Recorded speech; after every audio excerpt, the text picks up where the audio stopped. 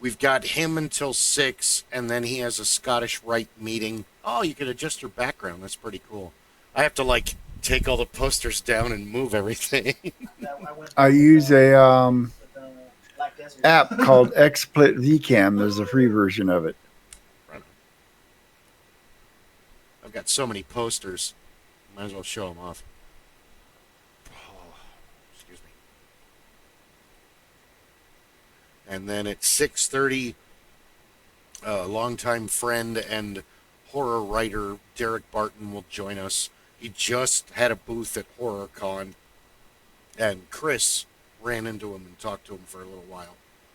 And they had never met before that, so always interesting.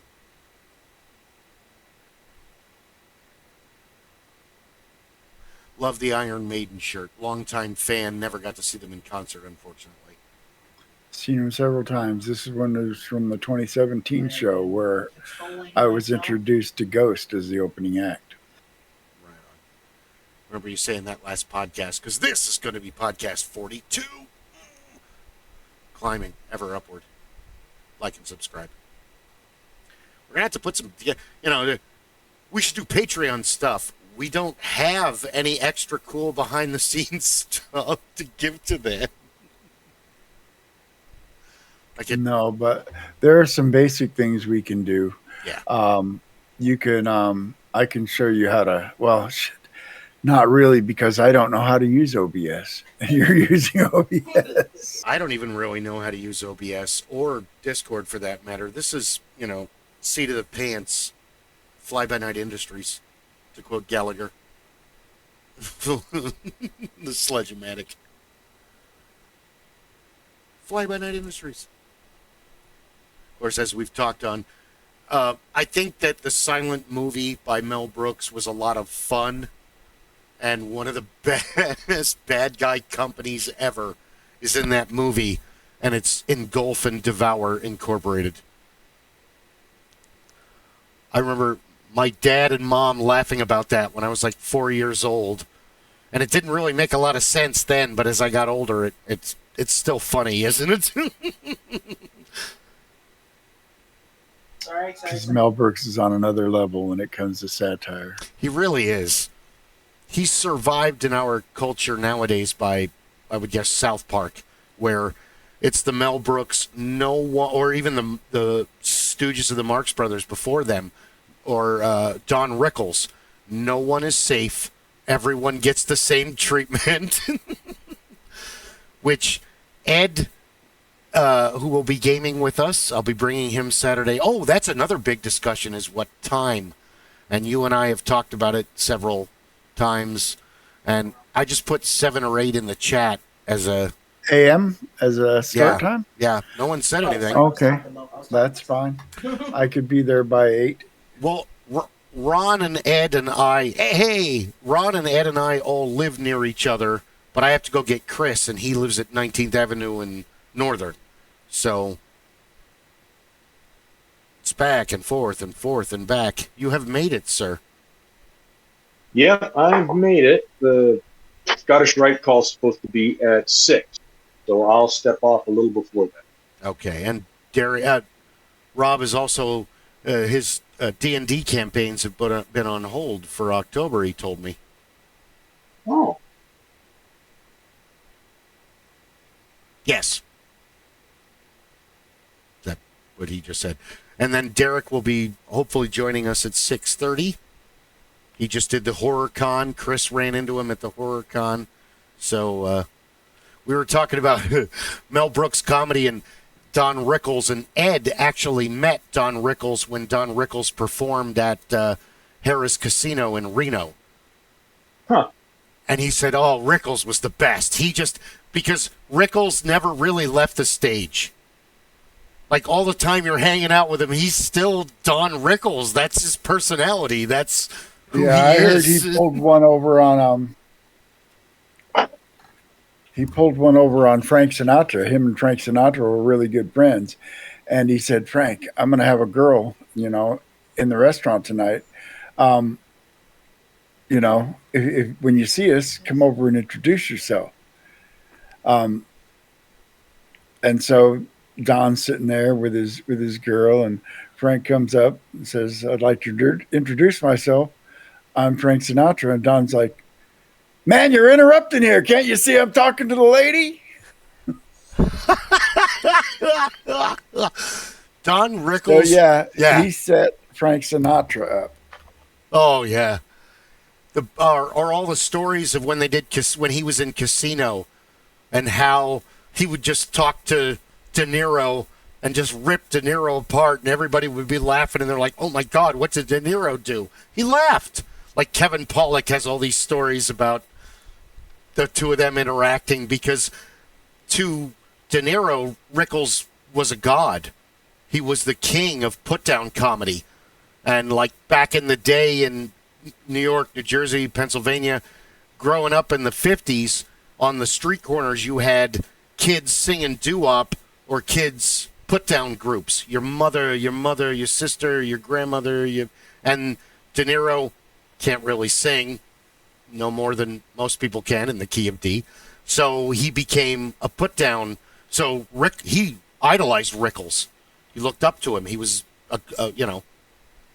this scholarly figure. And that's, I love, most people do not like Don Rickles or Mr. Warmth or the Merchant of Venom.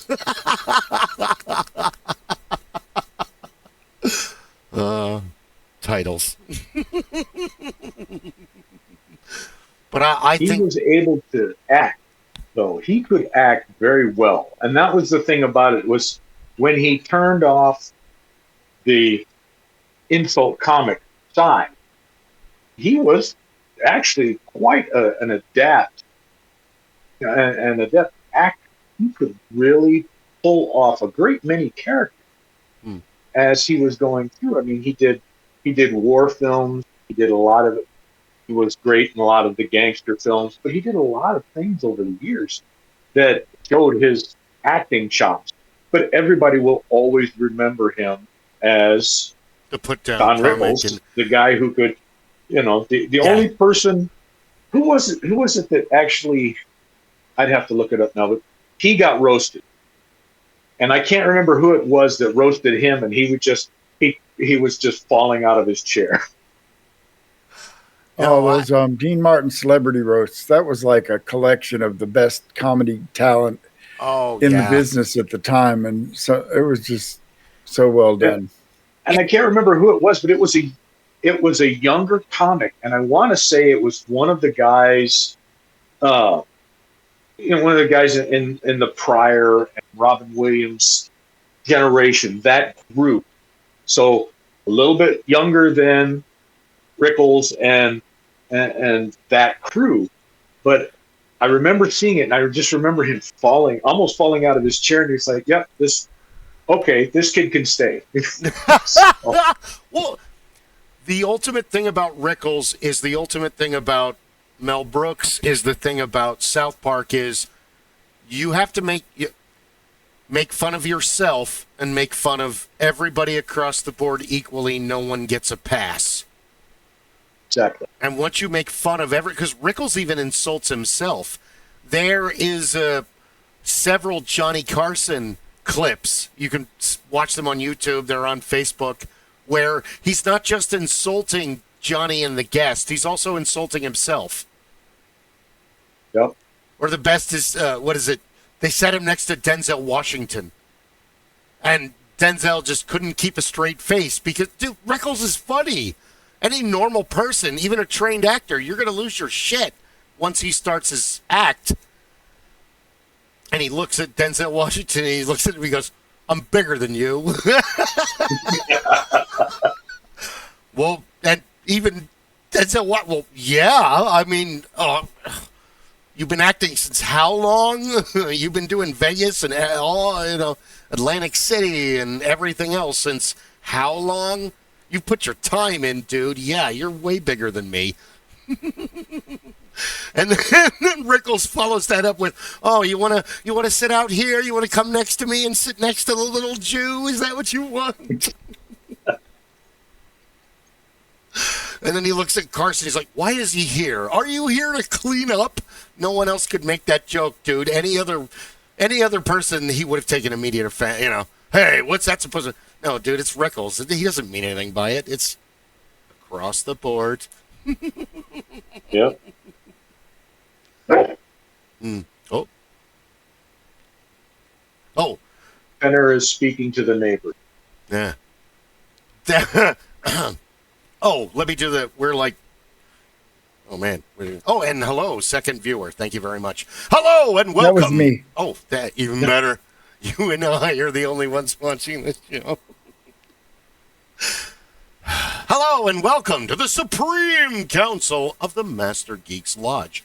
My name is Bill Kelly. I am Hornswoggle the Great, and with me, my co-hosts are Jingo the Fool. And Rob the Blacksmith. There you go. Welcome to episode 42. We're going to wax rhapsodic about many topics probably, and then have a guest geek, Derek Barton, longtime tabletop gamer, video gamer, and horror suspense writer. He's actually published books. Some of my other writer friends are like, I published a comic book. Those don't count. It's like, yeah, they do. I mean, they're books. I mean, it's only 28 pages till. That hurt. Okay, fine. That's. Tonight's cigar before you have to run away for your Scottish Rite meeting. Well, no, you got plenty of time. It's only 5:09. This one is one that I picked up a little while back. This one is, what are they calling it? The Cavalier White series, which is, I got it at a very nice little boutique shop that is not there anymore, unfortunately. But it is very nice, mild to medium. So it's got a nice dark wrapper, got a beautiful draw. It's been sitting in my humidor probably for about 6 months or so. So, it has, I would say it's probably been aged for at least 6 to 9 months when it was rolled before it was shipped. And I would say it's probably got another year's worth of aging. It being shipped here, it going to the boutique shop that I got it from, and then sitting in my humidor for a while.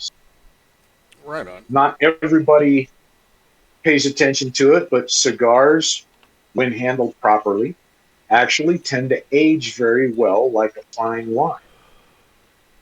So if you store your wines appropriately in the bottle, turn them, take care of them, you can age a functional wine and make a quality wine out of it over time, depending upon how it's been made.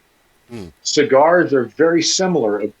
A nice cigar, a good cigar, when properly managed, actually age, and it can become much smoother. It can elicit new flavors and tones that you would not have gotten from it if you had gotten to it earlier.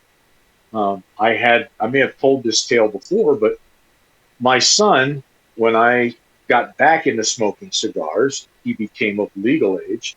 He actually got a tobacco importer's license, which was like $35. And what that allowed him to do was to reach out to a cigar rolling house anywhere in the country, or anywhere in the world, and he could have them shipped in unless they were Cuban. So he found a rolling house that would roll to his specifications. So he and I sat down. We came up with a couple of blends that we liked. We ordered, I think, 6 or 8 boxes, whatever the minimum was. And they were very inexpensive because they were not a name. They didn't come with a cigar band or anything else in a box. And when we got them, he wanted to smoke them right away. Well, they hadn't been aged very much at all when we got them. So he smoked them, and he said, well, these really don't taste as good as I thought they would. Trust me. So we put the boxes in the back of the humidor, and we left. And so 6 months, I pulled out a cigar. We would have one. At 9 months, we did the same thing. The last ones that I had were about 2.5 years in the humidor. And Nice. he looked at me and he's like, "These are incredible, Dad. Where did these come from? These are the last Those of are the ones the that you ordered." So it really gave him an education. And I had read all of that, but of course I'd never done. So any it of was it. very Yeah. nice. No, I So it can. was nice to stuff things in the back every so often, find them and go, "Ooh." Growing marijuana has a similar uh, uh, um, application because I at first I didn't know what I was doing, so I found the internet because that's easy to find. So you read up all on that, but then you talk to all the people that you know, and it's remarkable how much botany people retain through what they've heard from other people when it is involved in drugs, whether it's mushrooms or marijuana or things like that. People retain what they've been told. So close friends were wells filled with knowledge, and they were all very, very happy to impart their wisdom. So I had been hoarding seeds since the 90s, which was super illegal back then. And then after 2010, I just started growing. I had a medical marijuana card, be a medical card, but it wasn't really a grower's card. But I started experimenting. And then afterwards, Andy, who hopefully will be on the show, I want him to, hopefully he'll be on the show, but, you really should cure this stuff. It would be a lot more potent. What? Oh, yeah, you got to cure it. So then he explained that you got to keep it in the dark and burp it once or twice a day and keep it in jars. And okay, so I did an experiment, and sure enough, after about 2 weeks, so the longer you cure it, the more potent it gets. So marijuana needs a whole lot of sun up until you harvest it, and then it only wants to be in the dark from then on out. Most marijuana is, in essence, a type of tobacco in how it's handled, how it ages, things like Yeah. that. Now, tobacco leaves tend to be much larger, but depending on where you get the leaf from the plant, how much shade or sun the leaves have had, and then when they are picked, they are in a similar fashion. The leaves are then kept in tobacco barns, and they're kept out of the sun. They're allowed to dry and to basically to cure. Mm. And then the leaves themselves, depending on where they came from, what their Yeah. particular condition is, they will then be cured again in Yeah. another fashion. Well, even And so very similar pathway. Well, even mushrooms. One of the council members that will remain nameless and anonymous is growing mushrooms. I haven't tried them yet, but they do look amazing. But even so, you can't avoid putting them in direct sunlight. Because I have this other stuff that I bought from another guy, and this is the last of the couple years ago mushrooms. This is the stuff that got me in trouble with the roommate. Took way too many, and the next thing I know, it's 2 a.m., and I'm pissing everybody off singing about my cat. But, yeah, that's... smells like mushrooms. So it's interesting how, we acquire such, dare I say it, apothecarian. Is that a word? I learned a few things, but more so about coffee and tea, because I ran a coffee shop for a while and went to some coffee seminars just to learn things about coffee and tea. And do you know how many kinds of tea plant there are? No, please educate me. One. All tea comes from the same plant. Wait, what? There's white tea, green tea, red tea, tea. If it's actual tea, it all comes from the same plant, Camellia sinensis. It's where it is grown and how it is harvested that changes what it is. Okay. That's why It's you have like all oolong tea. and assam and That's yeah, all okay. has to do with the soil and climate that it's grown in, but it's all the same plant. That makes perfect sense. That's, and the tobacco is very similar in that vein. Tobacco seeds, much of the cigar seeds that are grown in places other than Cuba are actually Cuban seeds that were either sold or smuggled, depending on the time that they were Depending on the obtained, yeah. out of Cuba and grown in different soils. And the South in the United States grew tobacco for a very long time, still does. And some actual very fine tobacco still comes out of Kentucky and Tennessee and some of these old tobacco farms down there, and is often used in blend with leaf from all over the world. You get Sumatran tobacco leaves, you get Dominican tobacco leaves, you get South African Interesting. and North African. In Europe, American tobacco is known to be some of the, at least as far as cigarettes go, it's some of the premium.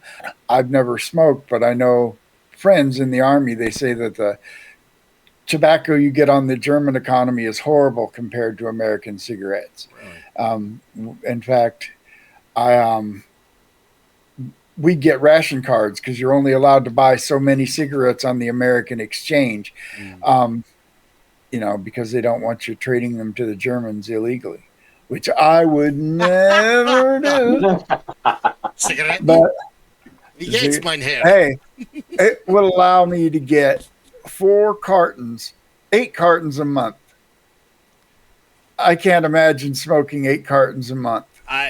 Fuck no. I could barely manage a And, pack a day. I took those 8 cartons a month and, there was a local guest house, a local pub where the guy would pay good cash money for American cigarettes. Oh, hell yeah.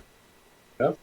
Well, that's what my Post exchanges were always great places to get some really nice things, especially American when you're out of the liquor country. and American solubles like our tea, our coffee, and our cocoa.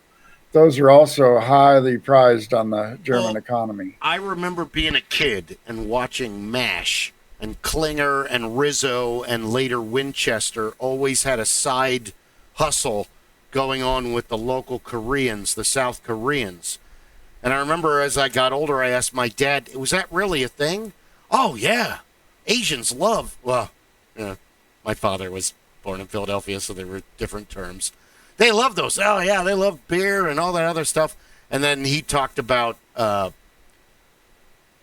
in Vietnam, they don't use the boiling pasteurization process for beer that we do in America. They put formaldehyde in it like they do in India, yes, and China. So my father said, if you went to a local bar in Vietnam, and he was near Cam Ranh Bay. So there was his top secret base, the big army base, and then the actual, and the beach and stuff.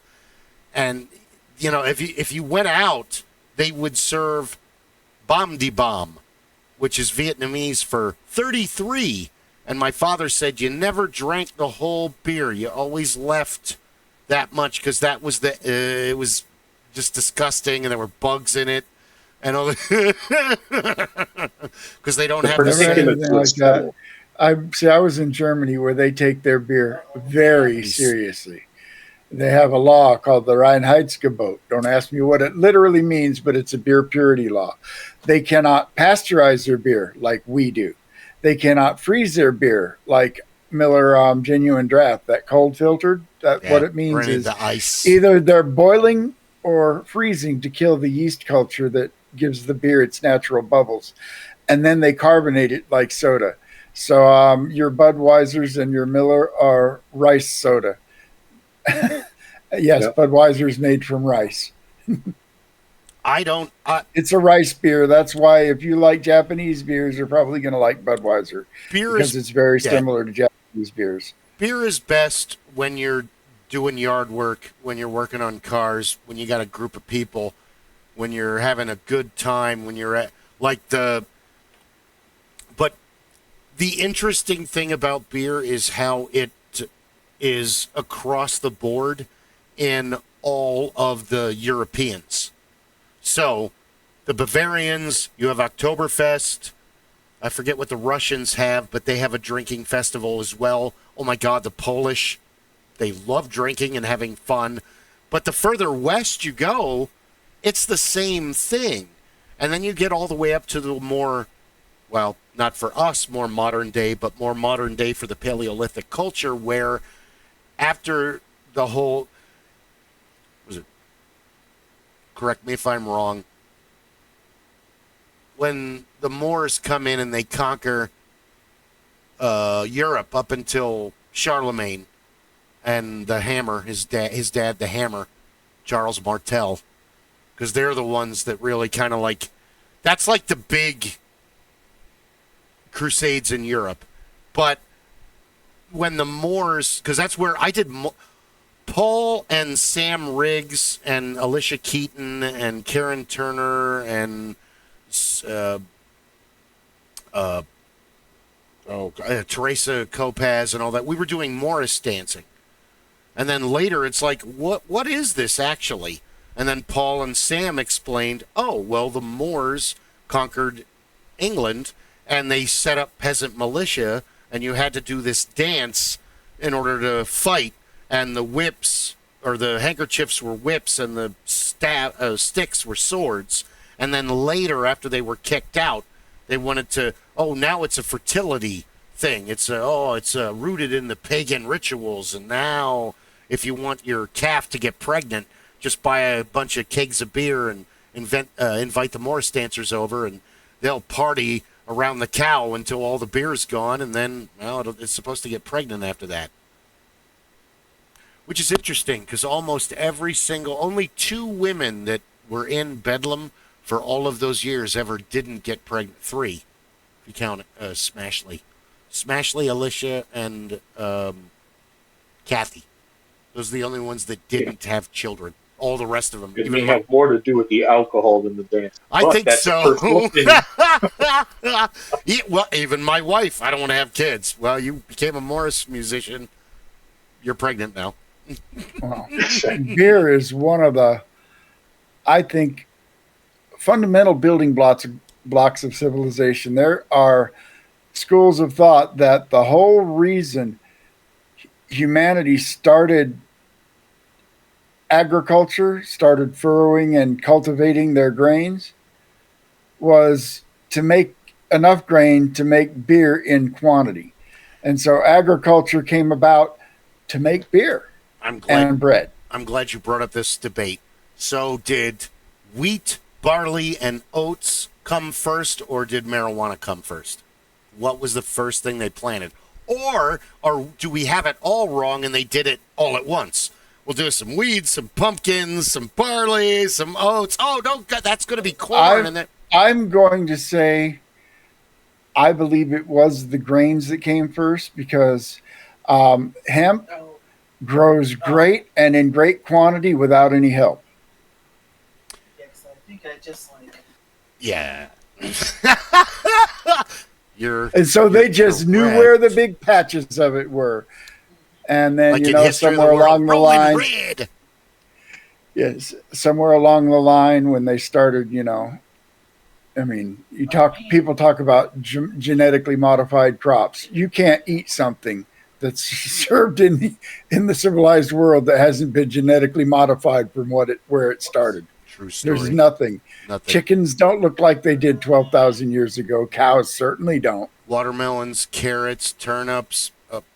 Carrots used to be multicolored until the orange ones became popular, and so they were cultivated to the point where carrots are orange now. Yeah, they used to be like white and purple. All of our grains, all the myriad grains that we have today that we know of that are grown in mass have become what they are after thousands of years of genetic modification by nature and by humans figuring out, Well, if I plant this one close to this one, I get this one. And so that happened. The grains that were there, many of the grains that begot what we have today Mm. are not as well known unless you start dealing with here's the big $5 word, indigenous population in areas where they still have that because they either recognize it as its quality and its capacity, Yeah. or it also has a strong historical cultural connection, and so it is retained in that manner as well. Yeah. That is also true.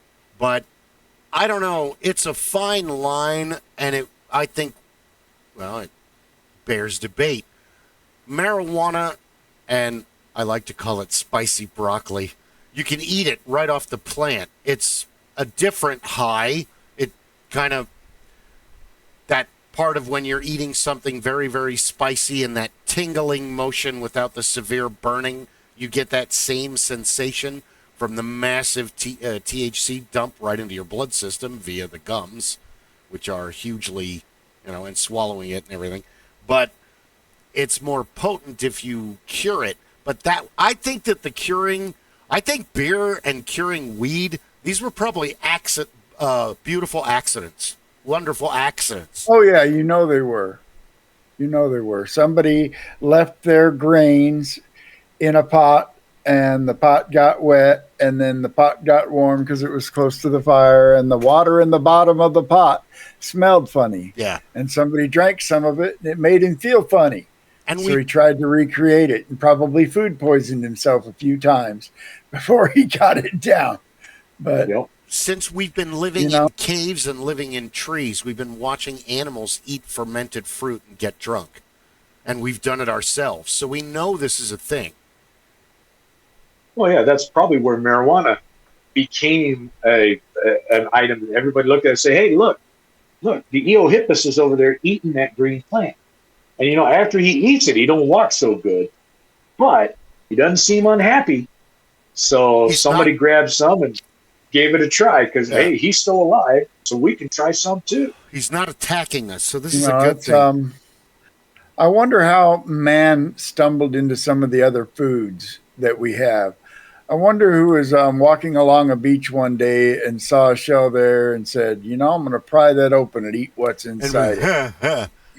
How about the first guy that drank milk? Okay, I got an idea. Well, milk is natural because mom had milk. Yeah, I milk know, is milk. But it's a fucking, a cow. Give me probably $5 didn't come from cows. It probably mostly came from sheep and goats. And women. Yeah. Trying to make sure that you teach the kid which goat milk. It's like honey. How did man discover honey? I think watching bears and like honey probably badgers watch all the animals come down and eat on it, and because we never give animals enough. We spend most of our time in our daily lives and doing other stuff, and we don't give animals enough credit. And they were like, oh, recently we found out that chimpanzees, the young chimpanzees treat sticks like toys, like dolls. And they're like, this is play, like children play. This is important for evolution. It's like, well, yeah, they have imagination. How do you think they figured out? It's like dolphins. Dolphins share one thing with humans. They're the only other species on the planet that has recreational sex. Okay. All other species do it because they have a drive, but dolphins will do it because they can. Those lucky bastards. Being able to have sex in the ocean. Not that I want to have sex in the ocean, but dolphins rape humans too. Sorry, it's not funny. It's serious. I'm sorry. Derek, you're early. Can you hear us? Welcome. Rob, Derek. It's always funny when people have multiple names. Like when I meet someone else named Bill when I work at some place, should we get numbers? Or should one of us go by our last name? How will we fix this? When I was on the trucks, I had a very dear friend whose name was David. One of his best friends all through grade school and high school, his name was David. A third buddy that they all hung out with, whose name was David. Fourth buddy who they all hung out with was David. There were 5 Davids that hung out together. And when one of the Davids, who everybody had to have a nickname, so one of the Davids, hippie dude, who had very long hair, quintessential hippie, he bought a house. And all of the Davids at one point in time were living there together. Oh my God, what a So nightmare. it got to the point where I would come over and the phone would ring and they would ask me to answer the phone because they thought it was so funny when I would answer it. Pick up the phone. House of David, how may I help you? And then you'd hear him say, is David there? Yes. Which David would you like to speak to? Possibly. And you'd get this dead air in the background. That's awesome. Can you hear us?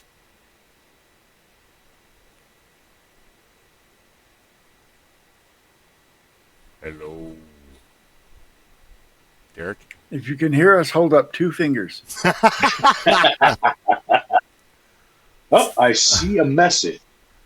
Can you hear us, spirit? Fart once for yes and twice for no.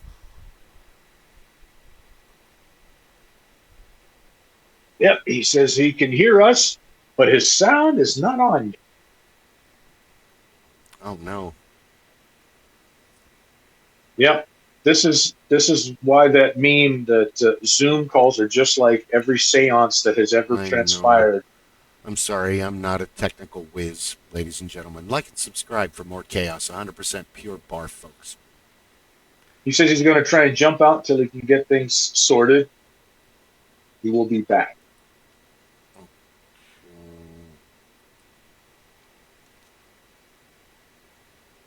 Is that on disc? Where are you getting that from?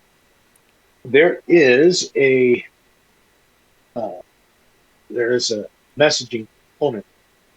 See, the problem is I'm streaming, so if I go to that, it's gonna not. It's going to bounce. Thank you for. So I'm sorry, Derek. This is why earlier I'm like, we should like get everything set up for the. Okay. This is more fun. Right. I bring the It was chaos. easy. I'm good at 2 things: chaos and destruction, folks. There you go. Or how is that from Lethal Weapon? Chaos and mayhem were a double act. No, I'm chaos. He's mayhem. Those are fun movies. Those were the movies you guys were talking about, and the kind of games you want to run, where it's just Saturday morning. Ranmar of the Jungle, King Solomon's Mines, listening to Sharon Stone scream for 2 hours, which is always fun. The whole I'm chaos, he's mayhem reminded me of a old Bill Cosby skit where Cosby's talking about when he was a kid and how abusive his dad was. He's like, when I was a kid, I thought my name was Jesus Christ. Jesus Christ, because every time my dad got mad at me, he'd go, Jesus Christ. It's like, yeah, my brother, his name was God damn it. So one day, my dad gets mad at me and he looks at me and he goes, God damn it. He's like, no, Dad, God damn it. I'm Jesus Christ. I thought my... Yep. God damn it, will you stop making all that noise? Jesus Christ, sit down! The best part about Bill Cosby himself is the way he described the way his wife disciplined the children, because that literally was... begin. That was growing up with my mom. She grabs a yardstick, holds it like a samurai warrior, and declares the beatings will now begin by screaming, I have had enough of this.